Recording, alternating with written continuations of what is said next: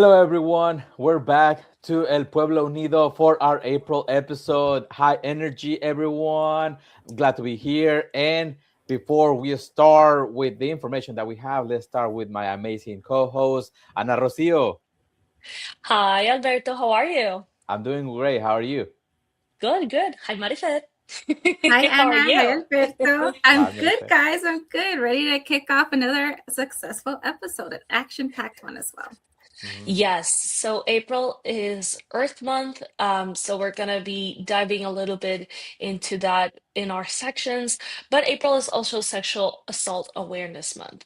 And with that in mind, we wanted to let our listeners know that our main interview is regarding sexual assault. If this topic is triggering or sensitive for you, we invite you to take a step back. We do not take it personally if you can't join us for the entirety of this podcast to take care of your mental health. As we always state, they are always available and stored on YouTube. So you can always revisit because the conversations that we are going to have will hopefully provide insight and information that is helpful for our audience. But again, we completely understand if it's too much for you, if it's too triggering.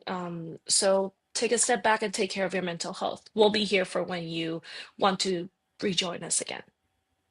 Absolutely. Thank you, Anna. And if I'm not mistaken, with you, we'll have Elisa Covarrubias, who is our deputy director, joining you for the interview. So she has experience in that space and is well equipped to ask questions about the topic. But going on to our other segments, so yes, we'll have our special guest, Maria Herrera from Mosaic, Georgia. But we'll also have Kyle Gomez, who we all know is a stranger to us now, but has been on the podcast several times with Common Cause to talk to us about La Pinche Política. We'll have Veronica Apesina from Joyful Jarra and a former GIL alumni talk to us at Ponte las Pilas. And lastly, we'll have Noah from Emory Chart in Latinos en Acción. So stay tuned with El Pueblo Unido.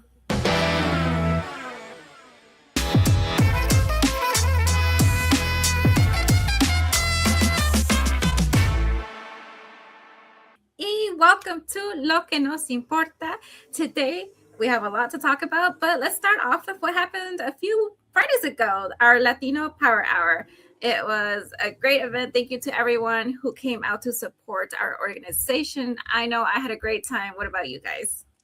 My feet still hurt from all the dancing. I am not gonna lie. I had so much fun. In my defense, I wore the wrong shoes, but at the end of the night, I changed into sneakers. And I mean, granted, my feet were still hurting from them, but it was so great seeing people having a lot of fun. And yeah, I know I had a lot of fun. What about you, Alberto? Yeah, thank you everyone that show up, that participate in the auction, in our drawing. I know there were a lot of good prizes, and keep stay connected with us on our socials. You can see the pictures, videos, but a highlight for me and something that can connect with our guest Kyle is that I got to see him performing karaoke with a Chente song. So for our listeners that missed that phenomenal moment, stay tuned for our next event because you never know what's gonna happen at a Galeo event, right? So skip tune of it. Maybe I'll send production the video. Yeah, like Oh, put it there as a marketing to introduce to invite new people. Definitely. um, and so on to a more serious topic. The Supreme Court of the United States recently heard um, Arguments.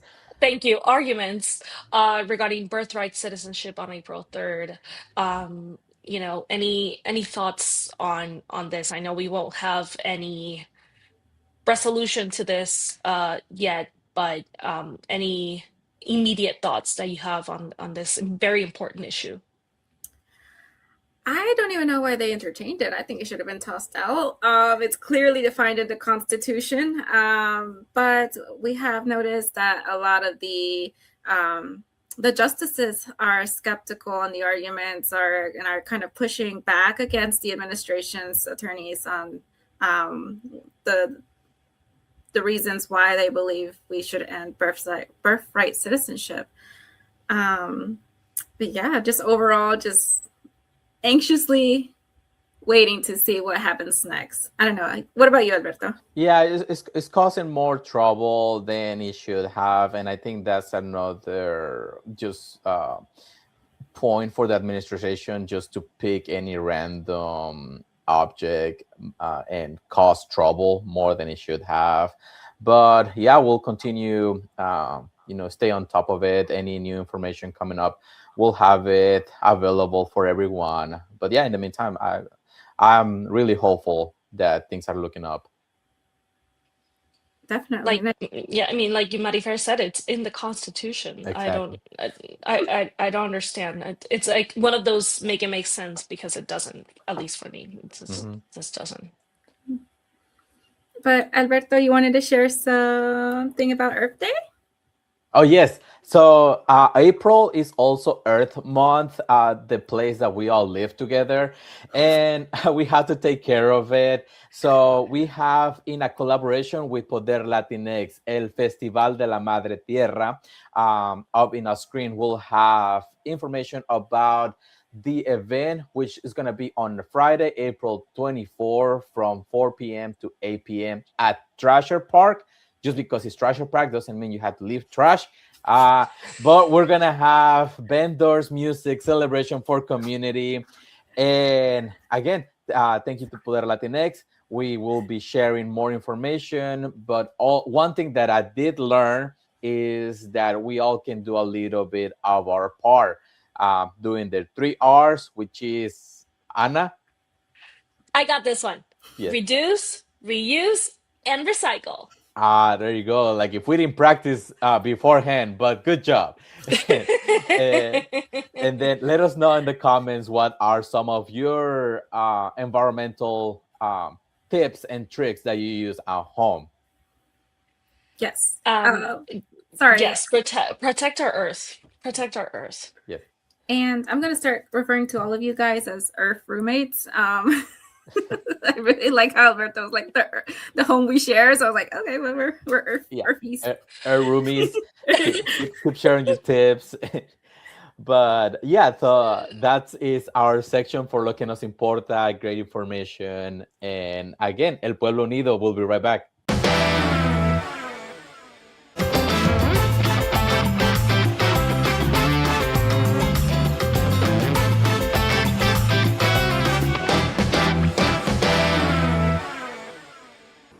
Hello, everybody. Thank you so much for joining us on El Pueblo Unido. Before we introduce our guest and our topic for today, I do want to make a quick note that the topic that we are about to discuss is very heavy and can be triggering for some people. If you believe that this could be you, we welcome you to maybe step back, and our interviews are always available on YouTube for a later hearing. So take whatever you need for your mental health first, and just know that this information will be here whenever you are ready and okay to listen to it.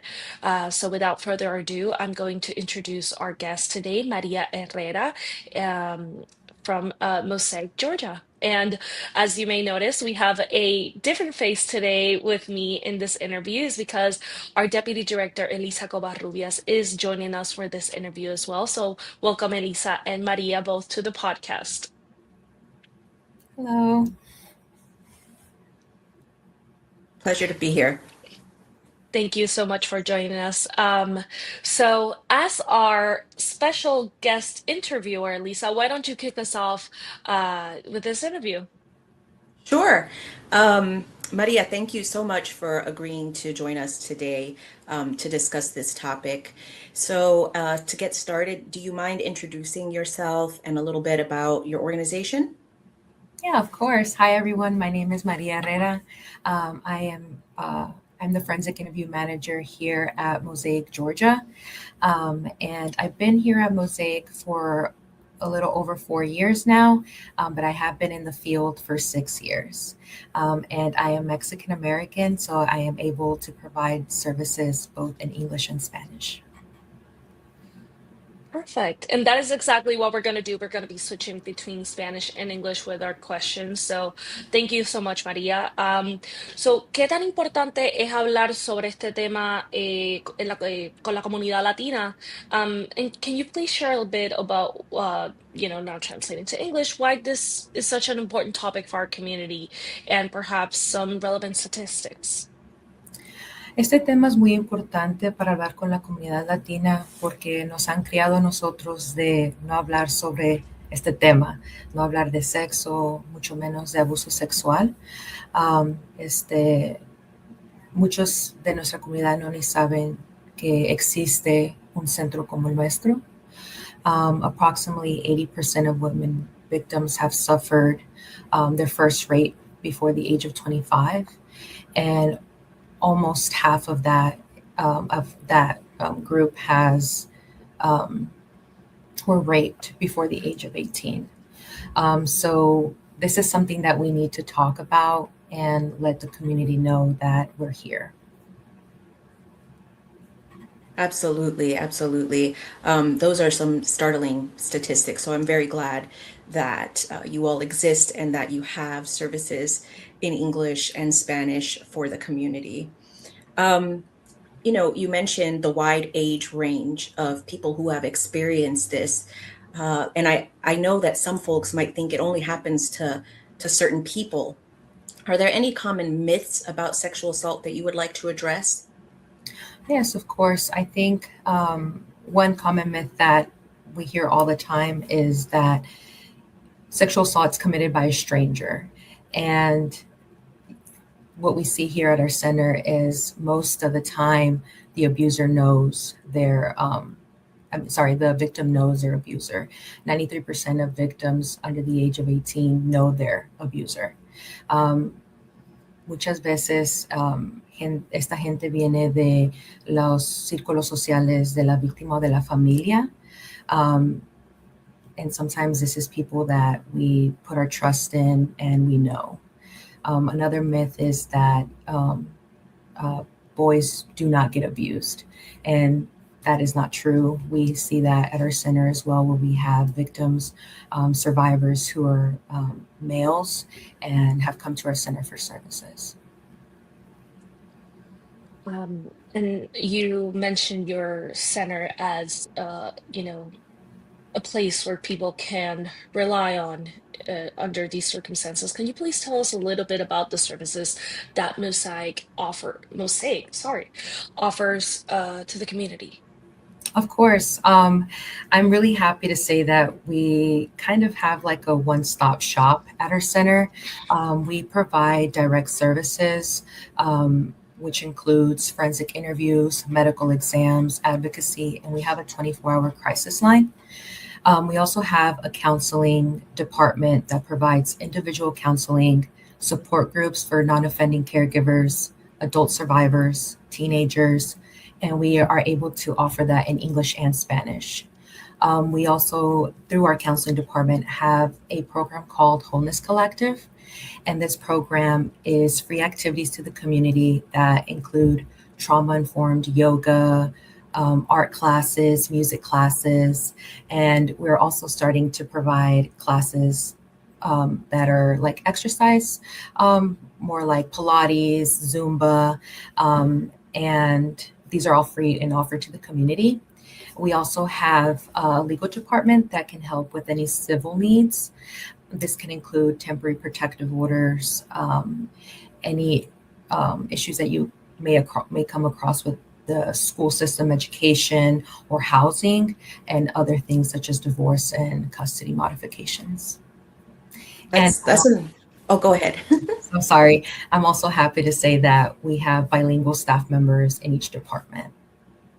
First of all, that's an impressive array of services, and to have bilingual service members or members in every department is incredible, because I know that can be hard to do, to have folks that speak multiple languages across the entire organization. Thank you for sharing about that. So a lot of the people that follow us, Galeo, or that we come across in the community, our Latino base, we come from mixed status families, right? Some of us may speak better English than others. Some might primarily speak Spanish.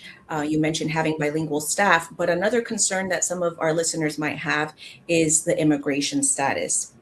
So, what would you want to tell those people? How do you handle those cases if the person speaks a language other than English, or if they are undocumented or have DACA or some other status, and they might be afraid to report or to call for services? Do you require that they disclose their immigration status, and how do you help them? ¿Cómo tu centro ayuda a las personas que tienen diferentes estatus migratorio con los servicios? Y es necesario que ellos digan qué es su estatus si quieren reportar a la policía. En nuestro centro no se requiere que digan su estatus. Our role is to make sure that victims get the care and support that they need. That includes medical care, advocacy, and counseling services. Immigration status isn't what drives our response. It's supporting the person in front of us. If they have concerns, if their status might impact their situation, we'll be happy to connect them with legal experts that can guide them through that process. Wonderful. What about with reporting to law enforcement? Do you all assist them with that? Do you have a conversation with them about that if they're afraid of speaking to law enforcement because of their immigration status or because they don't speak English? If we have interpreters here as well, so we are able to, if they would like, we can do what we would call like a warm handoff. So we could be with them while they make the report. If they're here at our center, we can have an advocate sit in. If an interpreter is needed while they speak with law enforcement, we can have an interpreter present. And like I said, if they are afraid how their legal status might impact their situation or their case or what might happen, we'll connect them with the legal experts to help them with that. Right. Thank you. Maria, as I'm sure you have heard recently, allegations of sexual assault and abuse by Cesar Chavez have resurfaced. We, like many others in our community, were brokenhearted to hear about this. So many of us looked up to him as a leader and a role model. And the statements from survivors like Dolores Huerta were truly devastating. There have been a lot of discussions around this, and I've heard some people question why someone would wait so long before disclosing abuse. Are you able to help us understand why some survivors might not report or tell anyone what happened to them? And how does it complicate things when the person who caused the harm holds a position of power or influence?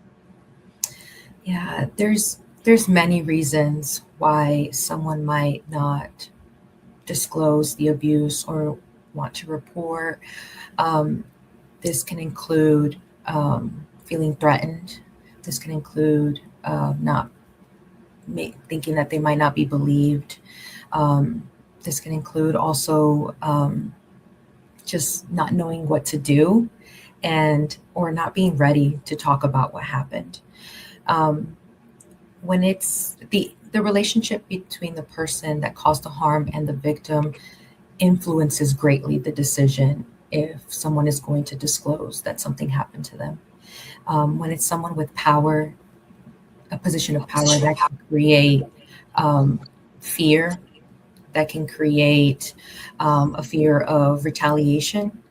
And if this is someone also that might be their boss, or they think that they have some pull, what's going to happen to them for their future financially, what they knew was stability, their home and everything, what's going to happen there.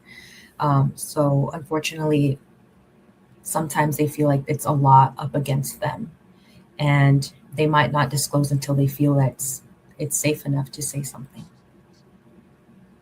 Thank you. That's a lot to think about, right? And I think the issue of sexual assault carries for some people such a feeling of shame, even though it wasn't their fault that they were assaulted. The fault is always squarely on the person who made the choice to do that to someone else, right? But unfortunately, people do sometimes feel shame, or they worry what their peers will think about them. And you mentioned about that relationship and power being a dynamic there. You also talked a little bit about like some of the consequences that survivors have when these things happen. So you mentioned financial or housing. Can you talk a little bit about um, the legal process when someone chooses to report, how that can be in and of itself kind of daunting to things, to that person who may be seeking help, just the whole process of it, and what does that look like typically? Yeah, so the process itself is very long. So when we see a client or a victim, survivor, when we see them here at our center, we focus more on the acute and what we can do to help while they're here. But we also start thinking about what it's going to look like for the future for safety concerns. So that's when we start doing some safety planning with them. We'll talk to them about where are you going to be for the night, where are you going to go. We'll talk to law enforcement to see how we can best make sure that they're going to be safe. The process itself, the whole process, when they speak with law enforcement, we let them know this is your time to ask the questions, all the questions you may have, next steps. You don't know when's the next time you're going to have law enforcement sitting in front of you. So don't be afraid to ask any questions, let them know, and we'll be here by your side with you. Also, once this all goes through and goes to court, I can only speak for Gwinnett County. They assign a victim advocate, so they'll have an advocate as well through the court process. And they can give us a call back if they have any questions or if they need anything else. And we also do follow-up calls to see how they're doing, ask any questions about resources or any needs that they may have that now have came up. Thank you. Thank you so much. And on that note, really quick, can you explain what a victim advocate exactly does? Because, as a broad term, what can a person expect from their victim advocate? Yeah, a victim advocate is someone who's going to be by your side through this whole process once you enter to our center. So they can provide support, ask any questions, and then also help with that safety planning of what's going to happen next after you leave our center today. They'll also be, it might be them or a family advocate that does the follow-up calls just to check in and see how you're doing. A family advocate is when we see children at our center, we have a victim advocate for the child and then a family advocate for the family. And so they have separate support, and they're focused on, the victim advocate is focused on the child and the family advocate is focused on the family, because this doesn't just impact the child, the victim, it also impacts the family as a whole. So the family advocate is able to provide resources, also let them know about the process and just be there for support. It's wonderful that you have so many ways to support people as they go through these processes, whether they end up reporting or not. Everybody's situation is so different, right? So to know that they have folks that they can speak to about their individual cases is super helpful. Speaking of, do people have to report to law enforcement if they come for help, or are there some cases where they can choose not to report or to report later? What options do they have? Yeah, so when we get calls that someone was just assaulted, we let them know their options. Here on Mosaic, we're able to provide acute services, like I stated, and this includes a medical exam that's non-report or reported. So for the non-report, that means that they come to our center, same thing. We have an advocate for them, a nurse, what we call a SANE, will be explaining the process to them and get their consent for every part of the exam. And the purpose of this exam is to collect and document evidence and to also make sure that they are okay. And if they choose not to report, that kit is kept here at our center up to a year. And if they need, if later on down the road they do decide to report, they can give us a call back and let us know law enforcement agency, case number, detectives' contact information, and we'll make sure that that kit is given to them. Amazing. So to clarify, the important thing is even if they're not sure if they want to report, time is kind of the essence for them to go ahead and get that kit done. Hay algunos casos quizás que la persona no está segura si quieren reportar a la policía, pero si vienen a verte a ustedes o si te llaman, ustedes los pueden ayudar a colectar posiblemente DNA o lo que sea con ese examen para que le ayude en el futuro si ellos deciden reportar a la policía. Sí, exacto. Cuando pasa una agresión sexual, tienen para los acute services tienen 120 horas para ganar ese examen médico aquí.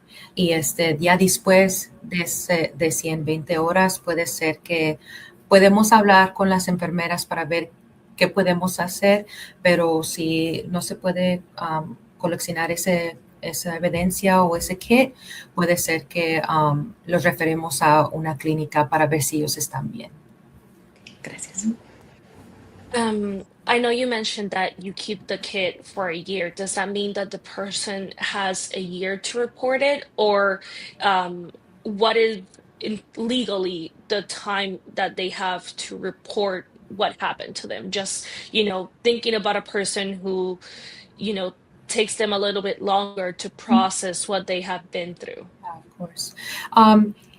Not necessarily that it's kept here up to a year. If let's say that it's coming up to a year, they can give us a call and say, hey, I need a little more time. And that's perfectly fine. We keep kids here as long as needed. And if it depends for the legal part, it depends on the case. Let's say it's later on a year, 2 years, and they want to make the report. We still encourage to make the report. The kit is here. We can provide it for them. It just depends on the level of criminality of it, and that's more of law enforcement's part on there. So Yeah, legally speaking, there's not like a time. I don't know if this was what you were gonna ask, Elisa, but is there there's not a specific time amount? I think to clarify, I think she's statute of limitations, and please correct me if I'm wrong, Maria, it depends on different factors and it can vary by state, etc., right? So like statute of limitations maybe, and you correct me if I'm wrong, it's been a long time since I've done that work. It might change based on other elements of the crime, or is that a legal question? I would say more their side of the question, but it does depend. It's pretty much case by case, and jurisdictions, all of that depends on that. But we always encourage, make your report. We have the kit. We'll provide any information that they'll need. And I guess that was the correct term, statute of limitations. I guess that was too legally for me to use that term, but I just wanted to see if people have to stick to a certain time frame, when thinking about that part of the process, if that makes sense for them. Mm-hmm. And if someone wants to get in touch with Mosaic Georgia, how can they do that? Yeah, so we have a 24-hour crisis line that they can call anytime, at any day, anything, an advocate will get in touch with them, and I could provide that number if needed. And we also have a website, mosaicgeorgia.org, and on there you can find our contact info and also more information about our services. Y si alguien necesita ayuda y no están en el condado de Gwinnett, ¿cómo se pueden comunicar con alguien para buscar ayuda? Todavía nos pueden hablar. Háblenos a nosotros podemos conectarlos con las referencias, recursos apropiados, pero también hay diferentes líneas de crisis que pueden hablar, como el National Sexual Assault Hotline. You can give them a call and they'll also connect you to the appropriate resources and offices. Thank you. Would you go ahead and give us your hotline number so we have that? Yeah. It's 866-900-6019. Thank you. And I guess with that we'll be closing out. Thank you again for taking the time to meet with us. We hope that this has been helpful information for people and that anyone who needs help feels more empowered to seek help if they need it. GALEO stands with survivors and we want everyone to be safe and well. Muchas gracias, Maria. Gracias, Ana. Que tenga un día. Gracias, Maria. Thank you so much for having me.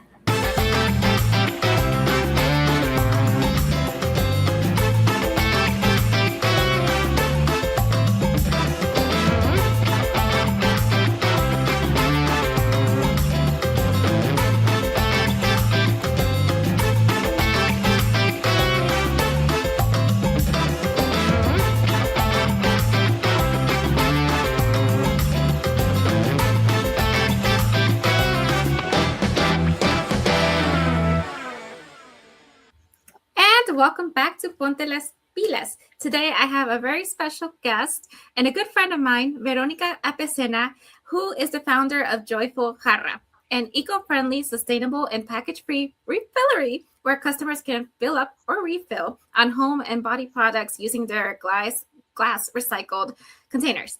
Joyful Jarra also focuses on employing adults with intellectual and or developmental disabilities and provides them with opportunities to join the workforce and be part of the community. So please, Anna and guests, help me welcome Veronica. Thank you so much for being here.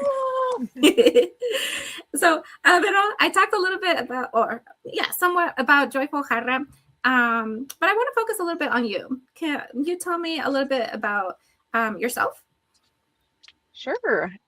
Yeah, we've been in the Atlanta area for about 8 years now. We love it. It's home. We're grateful to be here. I'm grateful to have launched my business here, but I'm originally from Colorado, from a big Mexican-American family, and we moved a lot. So I've lived in different places around this country, so yes, I say Mexican American, but as soon as you hear me speak Spanish, pretty much everybody thinks I'm Argentine because that is actually where I learned Spanish. So spent some years in some different countries in South America and a little bit in North Africa, and then somehow we ended up in Atlanta, Georgia. But again, like I said, really grateful to be here. I have 2 kiddos, 11 and 15, and launched the business almost 3 years ago. I'm glad you made the clarification about the fact, because I was one of the people that thought you were from Argentina, because I was like, oh, I hear the accent. But glad you made the clarification. So now pivoting back, and I should say first, great to meet you virtually, because I was not part of Galeo and GIL when you were an alumni. So we are meeting for the first time virtually, but it's great to do so. So now pivoting to Joyful Jarra, why was it important for you to begin a business that focused on environmental sustainability and empowering individuals with disabilities? Yeah, I love that question, because never I mean, prior to 4 years ago, if you would have asked me, is retail in your future, I would have laughed. I never have wanted to sell stuff to people, first of all, like just in general, that I thought, oh, that's not for me. And have my background is more in nonprofit, whether that's working with and serving the immigrant community, um, and also working a lot in disability rights and justice. And so when I saw a refillery for the first time, it just happened that it was, I saw it because I was taking my friend to her job that she was so excited about, this place that where she was being empowered. This is an individual with a developmental disability, and a friend from when we lived in North Carolina. And so when we went to visit, she was so excited for me to take her to work and for me to see this place that she was loving, and like I said, just really being empowered, and her gifts and talents being valued in a really beautiful way. And it was odd, like as soon as I walked in and saw what it was, and then had known the background of what my friend was experiencing, and then seeing it in action, I was just like, this is for me, because I've kind of always been that person, that friend, who I learned a lot from my abuela, because it was just kind of her way of life. I don't think she ever used the word sustainability, but it's just how she lived, and what she taught us in different areas of life, whether that's thrifting, for our clothes, or growing some of our own food, or etc. And she was a very health conscious person, so we also ate very clean. So yeah, that's just what I grew up, the experience I learned growing up, and so seeing a place that really embodied this beautiful way of sustainable living, low waste lifestyle living. And again, my friend being in this environment, it would just kind of solidify this, that I want to recreate this where I live. I loved it so much, so just started to get to work on figuring out how to run and own a business. Thank you. And you're so right. You brought me back to when I went to Mexico last year for the first time, and basically since I came here, and living in el rancho. Everything is about conserving water. It's about reusing materials. It's about, like you said, being sustainable without calling it sustainable. So I'm excited to go to your refillery at some point. I know we have you told me your availability. I'm going to do my best to meet you there. But for those listening, Veronica is also a huge disability rights advocate and a member of our community. So if there is an event that focuses, or an area that focuses on disability rights, I'm pretty sure you'll see her there. So just wanted to mention that because of how much you advocate. And I did want to ask, what impact do you think refilleries have on the environment? And not only the environment, but the local economy. Yeah. Well, the environment, for one, a refillery, some people call them zero waste stores. I feel like that's a little bit of a stretch. There's very minimal waste. It's definitely a low waste store, Okay. but annually, can you hear me okay? Yeah. Okay. Annually, we are eliminating tens of thousands of plastic containers from the landfill, right? Like, we're deleting the need to be sending, because some folks may or may not know, really only about 8%, if we're being generous, 8% of the plastic that we think is getting recycled actually gets recycled. And nowadays we know a lot more about plastic, microplastics, and how harmful they are to us, to our environment, and that they really never go away. Yeah. These are substances that stick around for decades and hundreds and hundreds, even thousands of years. So that we can eliminate so much plastic from even coming into existence is a huge deal. And then in speaking about microplastics, that we don't have to get our soap, our laundry detergent, our hand soap, body washes, all these, our deodorant, just all these things that we're so used to them coming in plastic containers, and taking them home in that in those types of containers, that it doesn't even have to be that way. We can use, whether it's glass or aluminum or just a different material, that's a refillery makes that possible. And it's just, I've really seen that it is serving the community in a way that in a way that people have really longed for and wanted to see in the Atlanta area. Yeah. And I wanted to super quickly interrupt. I don't think I've been to a refillery. So is it something where I bring maybe my own, even if it is plastic, container, and I just refill it there? Or how would it work if I walk into your store? Yeah. You can bring, like you said, any container that you want. Lots of folks like to bring their own, whatever those containers look like. Bring your own. We have a pretty endless supply of free donated containers. Customers will just donate typically glass containers that we clean and sanitize, and those are available for use. Those are the freebies. And then we also sell containers for those of you who want to start fresh and just get like a nice new container. Those are glass or aluminum. And then from there, let's say you brought your own, and you're like, okay, I want to try this out. I want to try a little bit of dish soap. I want to get a little bit of laundry, and I want to get some hand soap and some body wash. And then we fill up your containers as little or as much as you need or want. That's the other cool thing about a refillery. It's based on what you want or need. So you could get 2 ounces, you could get 20 of whatever product. And just to say a word about the price points.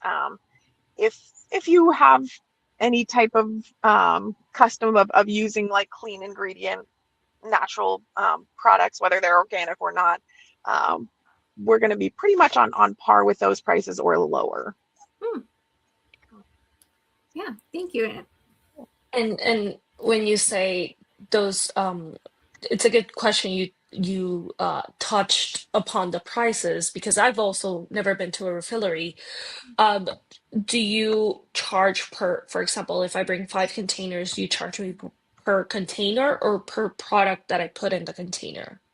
You got it, per product that you put in. So let's say you brought this cup, and this itself weighs, I'm gonna guess, probably weighs about 4 ounces. And then you say, I want to try this much hand soap. And you add 6 ounces of hand soap. You're only paying for those 6 ounces of hand soap, not the weight of the cup. Okay. And I'm guessing some, for example, is laundry detergent more expensive than body soap, or like is one product more expensive or cheaper than others? Yeah, good question. I'd say hand soap, body wash, dish soap, all range about the same, around 35 cents an ounce. Laundry is a little bit more expensive, ranging around 40 to 50 cents an ounce. And then things like lotions, then those are a little bit higher, like $1 plus per ounce. And then another great thing is that, like, things like laundry, the detergents that we have, whether it's liquid, powder, whatever, they're concentrate, so that's that's a money saver right there. Like rather than what you're used to, the quantity of whatever laundry detergent you're used to using, you're going to use half to a quarter of that. You don't need very much.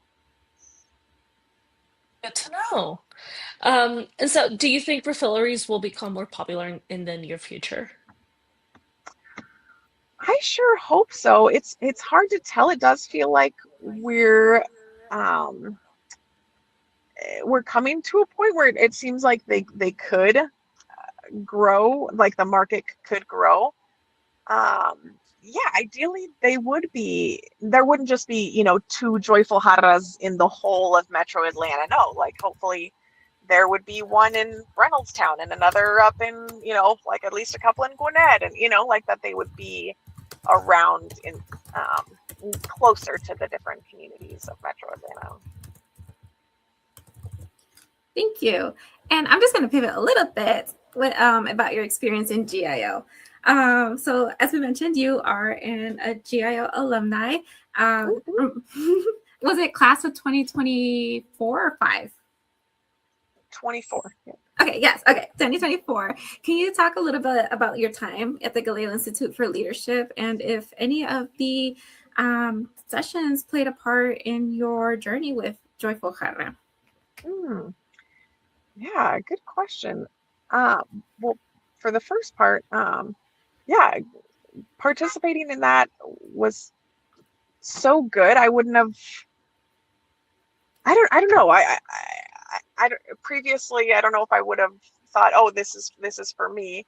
But it just made sense at the time, and I'm so glad that I did participate. It was, I'd say the biggest takeaway for me and the benefit was just being more connected to the Latino community of Metro Atlanta and the organizations that are serving the community.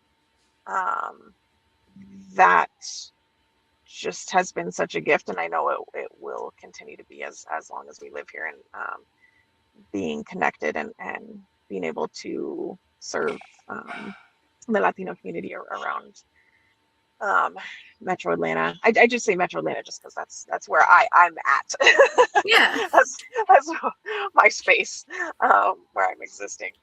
And yeah, I don't know if I would remember session name, like a session name, but when because there's all kinds of folks from different sectors and jobs and for-profit, nonprofit, and all that who participate in the Leadership Institute. And I think just being emboldened when it did come to talking about leadership and taking a role of leadership in whatever way that looks in your sector and your community. Yeah, I think I felt empowered and emboldened to be that leader in this niche, in this realm of what I'm doing. Well, Veronica, we cannot finish this section without asking you, how can people visit your store and where can people learn more about Joyful Jarra? Yeah, thank you for asking. All the ways, really. Some folks are like, are you online? Yes, we're online. If the store is not near you, we're going to do some very sustainable shipping. So that's an option. But we have the 2 storefronts. So one is in Adair Park inside Create ATL. If you've never been there, I totally recommend checking it out. Just as a space, it's super cool. It's co-working. There's a coffee shop. There's a bike shop now, Scraplana, and Joyful Jarra. So we all share that space inside Create ATL. And then the other shop is in Avondale Estates, which is right near Decatur. And that is also a shared space. I love sharing. I love community. So we're in with a craft shop and Joyful Jarra. We share the space. So yeah, either spot. And then we also do pickup or delivery, like within a certain radius of the 2 shops as well. Wow. Okay. I just had coffee at the Create ATL space. How'd I know? I would have ventured a little further in. Nice, nice. I have not been to Great ATL, but now I want to go. Yes. Because I didn't, in my defense, I did not know it existed, but now that I know, believe me, I will add it to my list of places to go. And Yeah. we can't thank you enough for coming with us for this special episode regarding Earth Day. What better way to take care of the Earth than to, stop using so much plastic and supporting businesses such as Joyful Harvest. So thank you, Veronica, for your time.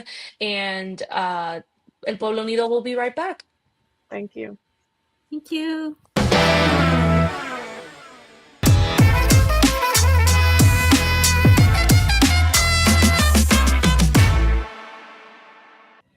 Hello, everyone. Welcome back to our section, Latinos en Acción. And I'm with a very important person that is doing a lot of action in the community, Dr. Noah Skowronek. Thank you for joining us.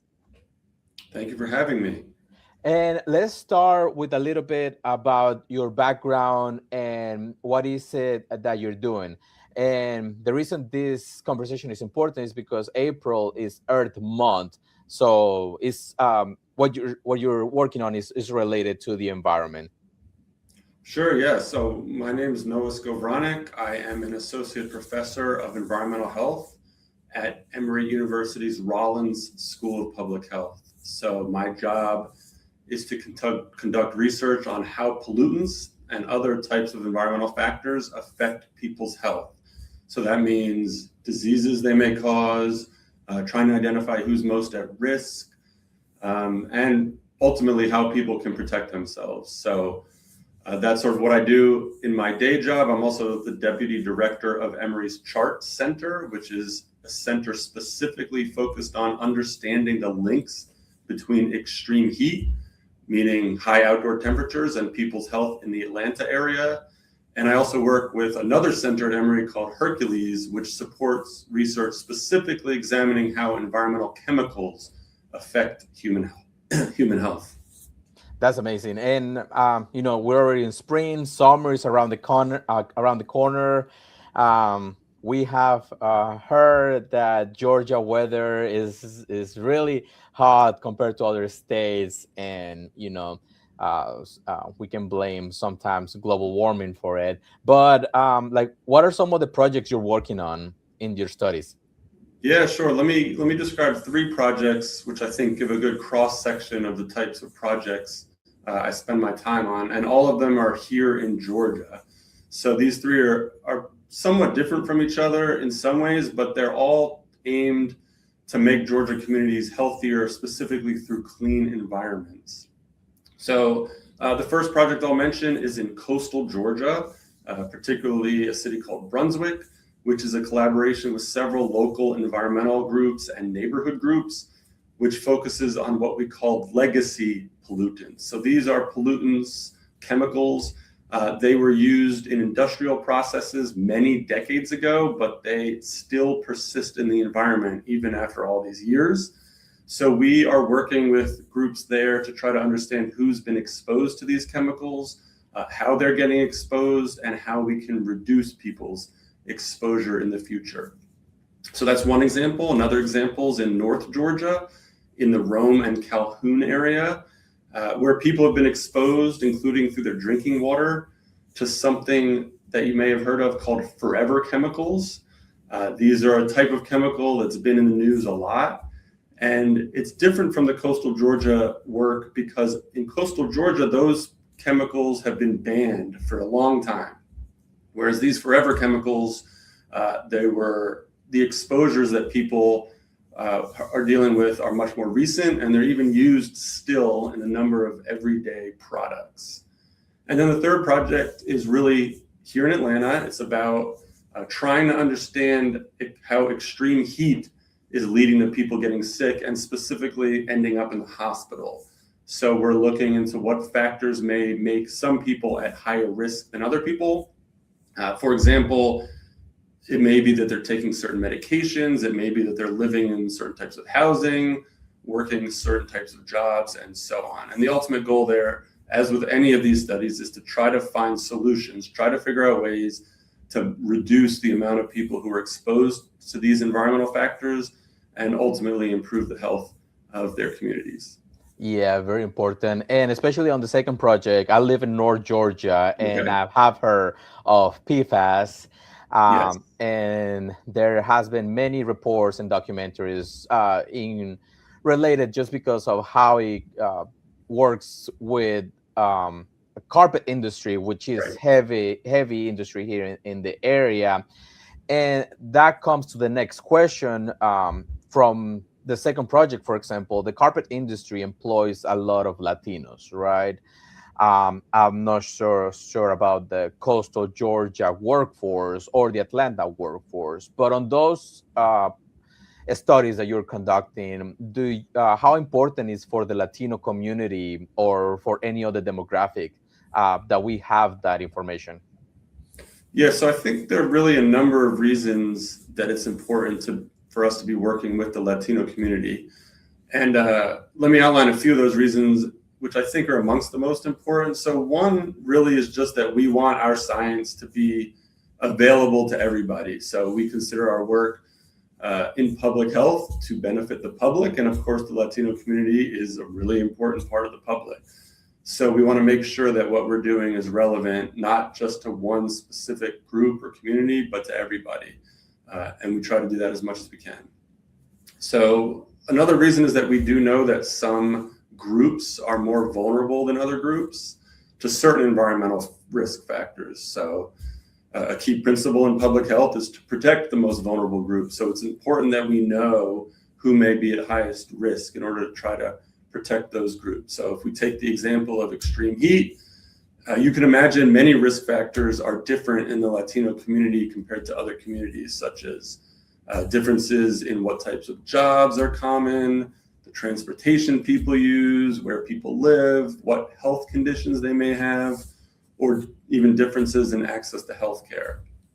And then a final reason that we really try to work with communities who are being affected by these environmental risks is to make sure that efforts to protect those groups are effective and that they're really appropriate culturally. So in some cases, that may be as simple as just making sure that outreach materials are translated and that they're translated well, so they're available in the languages that are relevant to the people being affected. But of course, in other cases, it may be more subtle than that, particularly around sensitive health topics. So sort of to put it simply, if we don't involve the people from the communities we're focusing on in testing and communicating solutions, I think we're just that much more likely to fail when we try to intervene. Mm-hmm. And again, for the community that wants to be represented, how important is to have somebody that speaks, their language, like Spanish or any other language for that community? Yeah, absolutely. I think it's important for a couple of reasons. So one reason is we want everyone to be able to participate in the science who's interested in participating. So if we're not able to work in the language that people speak, they're not able to participate.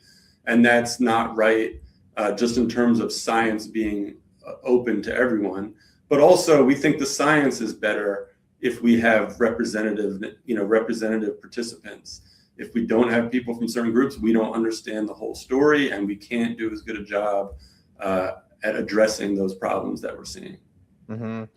And for those 3 projects, how can people get involved if they want to give their opinion, or what is the process that you reach out to the communities? Good question. So it really depends on which project we're talking about and on the stage of the process we're working on. In some cases, we are actually looking for participants to be in the scientific studies, which may mean things like filling out questionnaires or about providing blood samples or that sort of thing, or putting monitoring equipment outside of their homes. We do all those sorts of things. For that, we usually recruit. So we'll try to spread the word as much as we can. It may be through media releases, it may be through flyers, it may be working with trusted partners like GALEO, for example. And then people can express interest to us, and if they qualify as a study participant, then we can enroll them. In other projects, we've already done a lot of the science, and we're in the stage of trying to reduce people's exposures.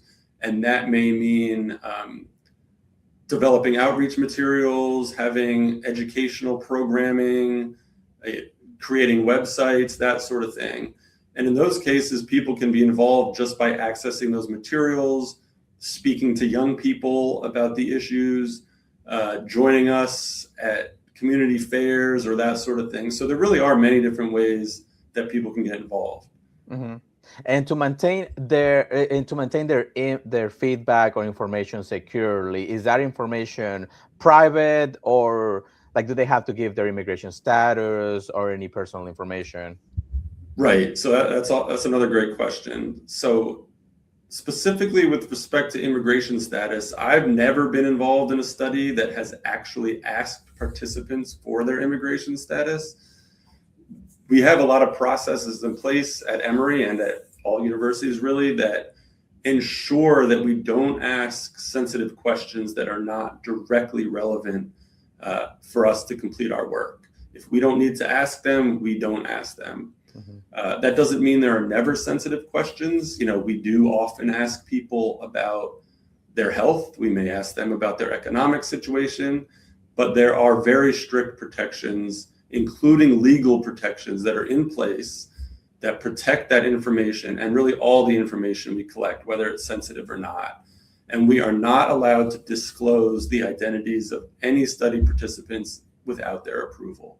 So it really is very strict to ensure people's confidentiality and their protection. Mm-hmm. That's good news. And again, we encourage our listeners that if they want to learn more or if they feel fear for participating, is for their well-being and their community. Right. Yeah. We think of it, we always try to make sure that the participants benefit from the research themselves, but also the ultimate goal is that the public benefits, the communities benefit from the work we're doing, because most of that work is really about trying to prevent illness and prevent exposures to these environmental factors now and in the future. Okay, that's good.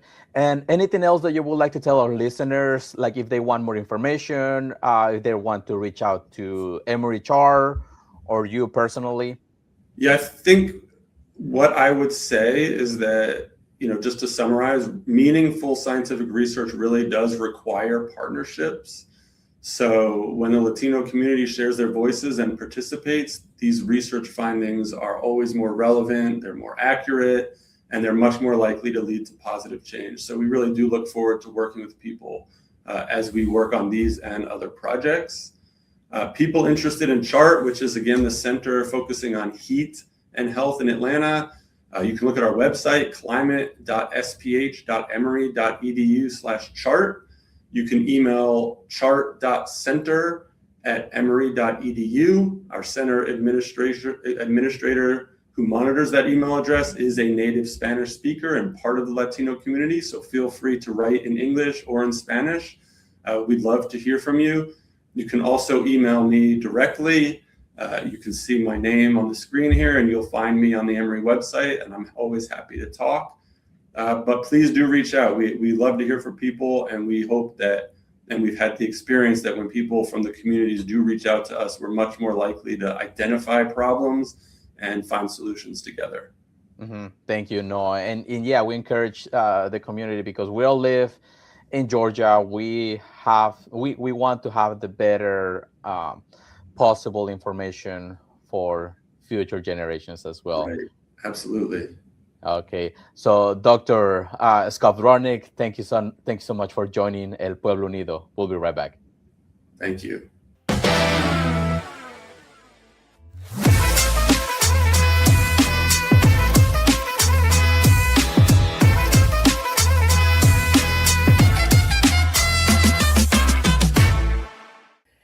Hello, everyone. We're back to our special section, La Pinche Política.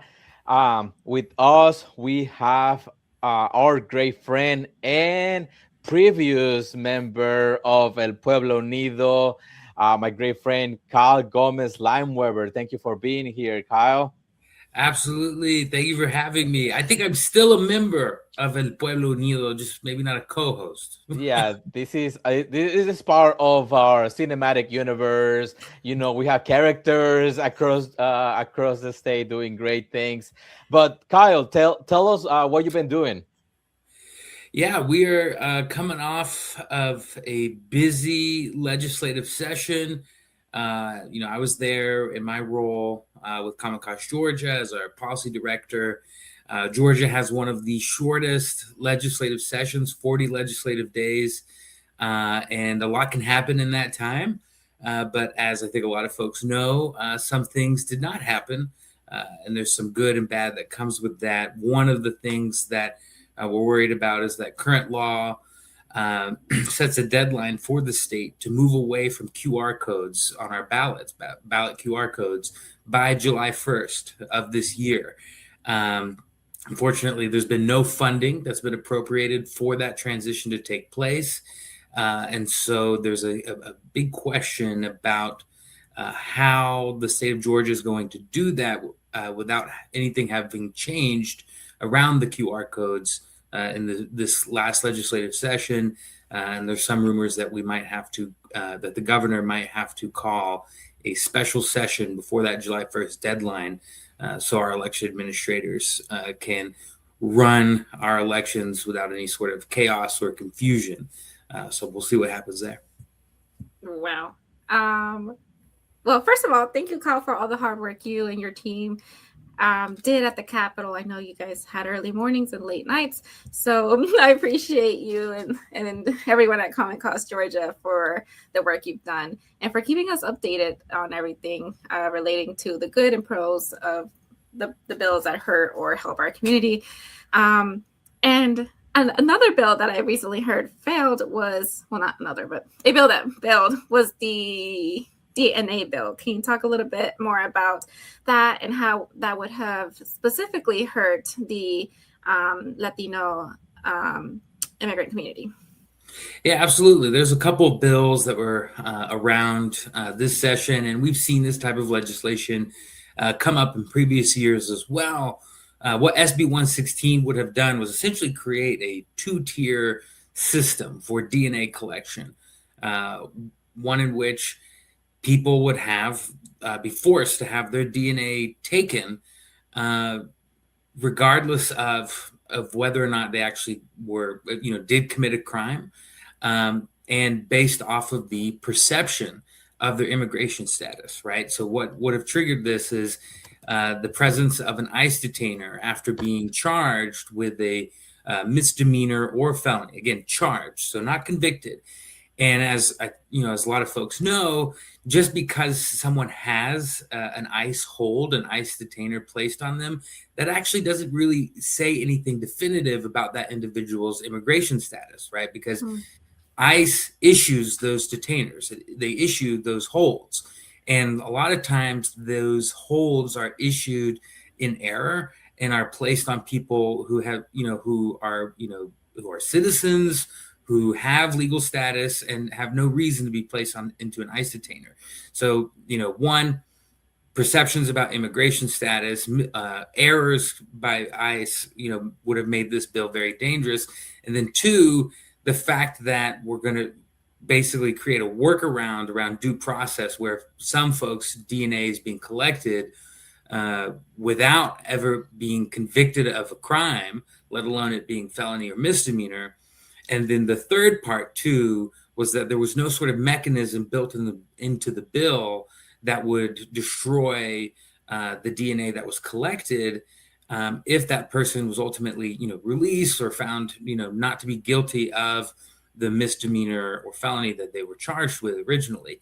So it was just a really bad bill all around. And I think because of that collection of concerns and, so many people who spoke out against that bill, we didn't see that ultimately cross the finish line and pass out of both houses.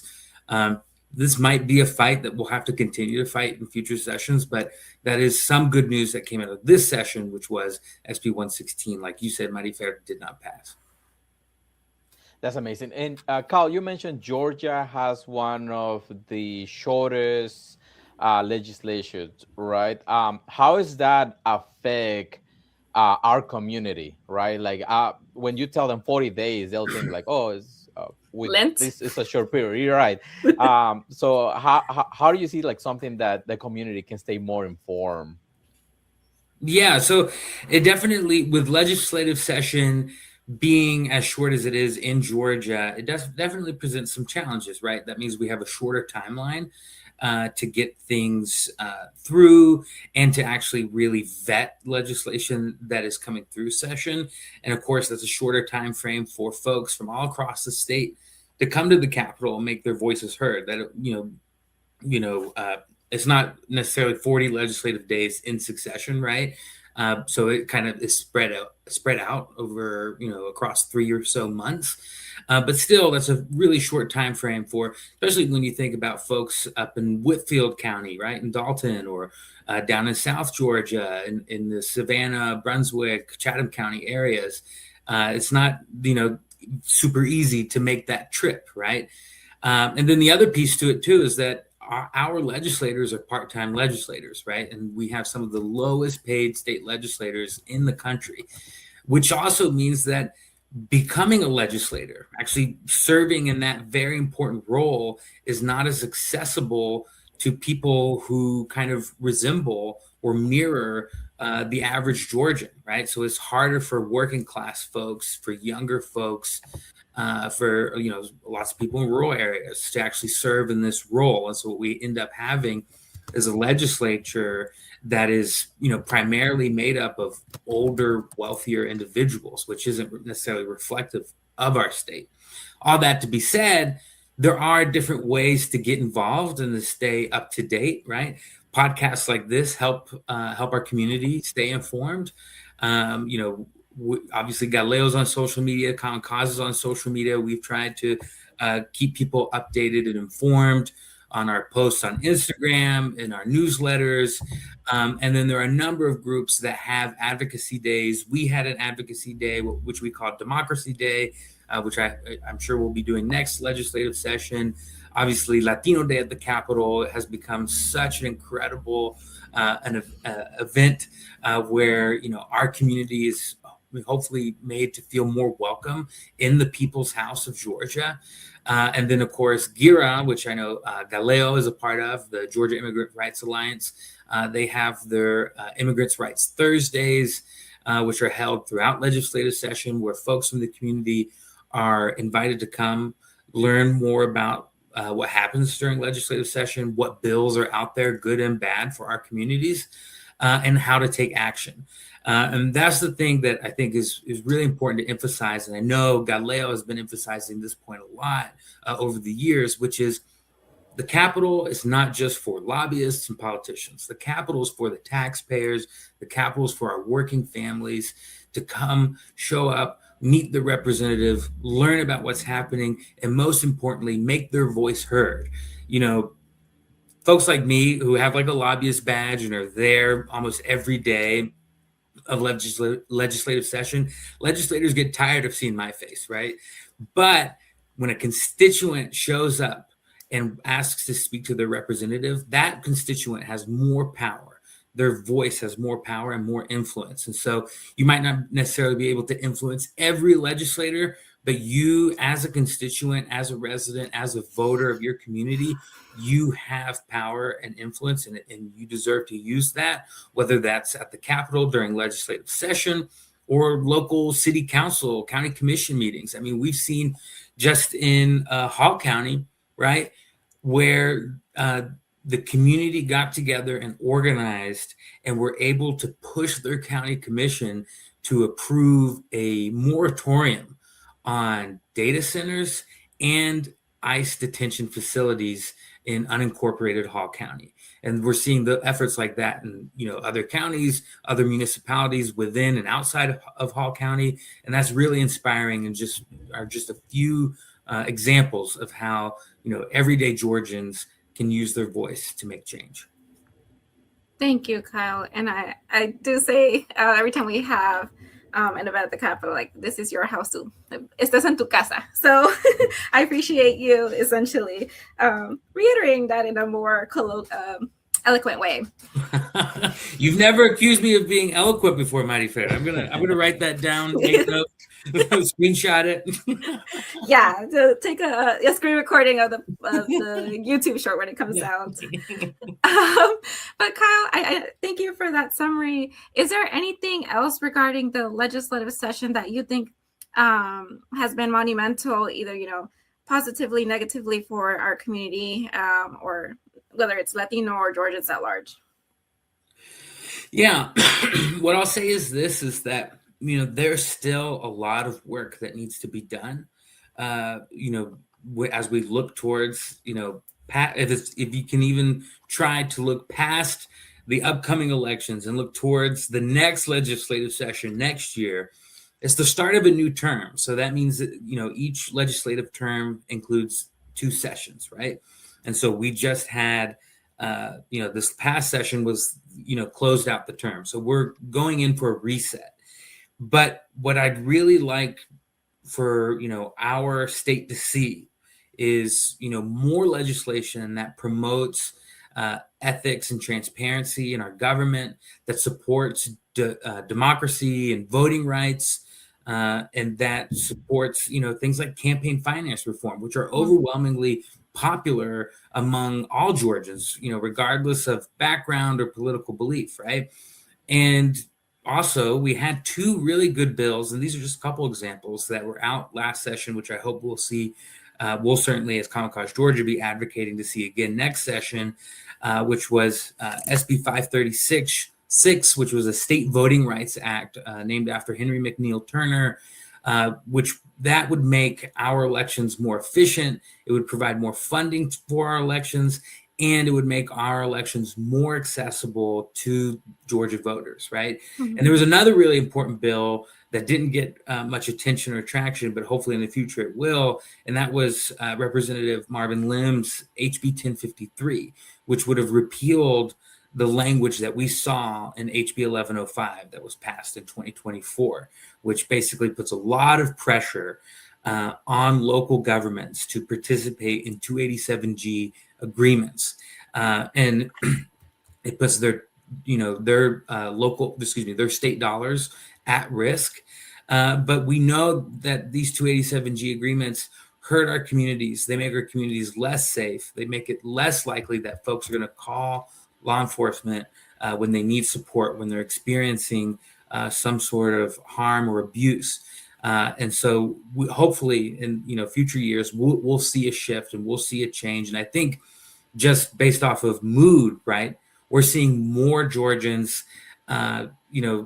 disappointed, if not straight up outraged with what they're seeing as it relates to immigration. Right now, we have an agency that has shown itself to not only not want to work with local communities, not listen to the local residents, but to completely disregard constitutional rights, our rights, which, constitutional rights are supposed to apply to everyone, regardless of immigration status in the United States. Mm-hmm. And so I think the people of Georgia are demanding better, and hopefully we'll see that in future sessions.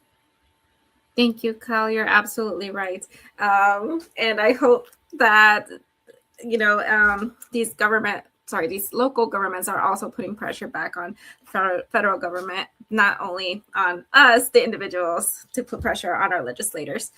Any last words before we end this segment regarding Common Cause? Any personal updates? How much you want to come back to GALEO? I don't know. Just spit it out. Listen, I'm always happy to come back to GALEO as a friend and as a partner, as a supporter. And I think, every day I'm inspired by, folks like Maria Herrera, like Alberto, who are just doing, some incredible work on the ground in their communities. And I think as long as we can continue to work together to stay united and remember what are those things that bring us together, whether it's, la cultura, or something else, these values, these principles of freedom, of democracy, of transparency in government and accountability of our officials, we have much more in common than we have that's different, that divides us, right? And so let's just keep coming together. Remember what makes us Americans, what makes us Georgians, and fight for a better democracy, elections that are not only secure but are also accessible to every voter in Georgia, so that we can all make our voices heard and we can have representation that's accountable to us and actually works for us. Thank you. That was beautiful. And you heard it here, folks. We inspire him. We're trying to inspire him. So, that's my screen recording. And we also have $250 to $500 to look forward to at the end of the. There you go. Look at those rebates. If nothing else, we have that. Thank you so much, Kyle. It's been a pleasure having you. Again, you are more than welcome to hop on in any of these live shows, but we'll be back with El Pueblo Unido.